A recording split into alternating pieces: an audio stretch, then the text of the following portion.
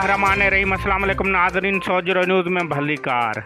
सोजरो news reporter Mohammad Hanif Soomro मूजिब रैडकी जे रहवासी ज़हीर सूमरो जे भाउ नसीर सूमरो सौट सदाम सूमरो ऐं संदसि दोस्त आकिब समूजो खे ग़ाइब थे अॼु 27 ॾींहं गुज़रण बावजूदि बाज़ियाब न थी सघिया आहिनि। मुख़्तलिफ़ पार्टियुनि जे अॻुवाणनि ऐं वारसनि पारां 3 कलाकनि ताईं धरणो हयो वियो।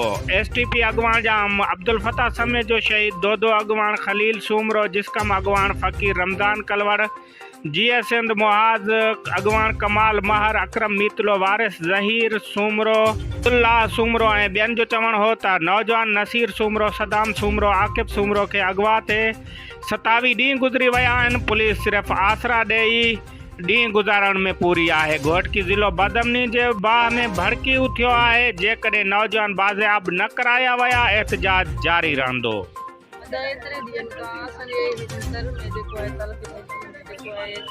समेजा ऐं जेका सूमरा अगवा असांजी इंतज़ामिया एॾे ॾींहंनि खां ख़ामोश आहे त असां जेको आहे असां हिते जेको MLA MP आहिनि असां उन्हनि खे मुतालबो था कयूं हिसाइनि पिया, हिते माण्हुनि खे फासाइनि पिया, अगवा कराइनि पिया।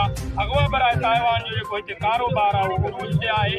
IG सिंध नोटिस वठे, न त सिंधी माण्हू पंहिंजी जेको आहे सो अमुन कमेटियूं ठाहे जेको आहे सो पंहिंजो थियो आहे त फौरन उनखे जेको आहे आज़ादु कयो वञे, न त असीं सियासी समाजी तौर इन सूमरा बिरादरी समेजा बिरादरी सां हर महाज़ ते गॾु हूंदासीं।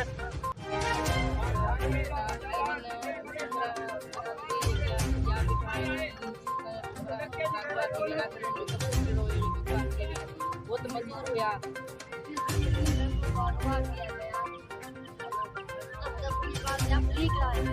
अगर उन्हें बाज़ियाब नहीं कराया गया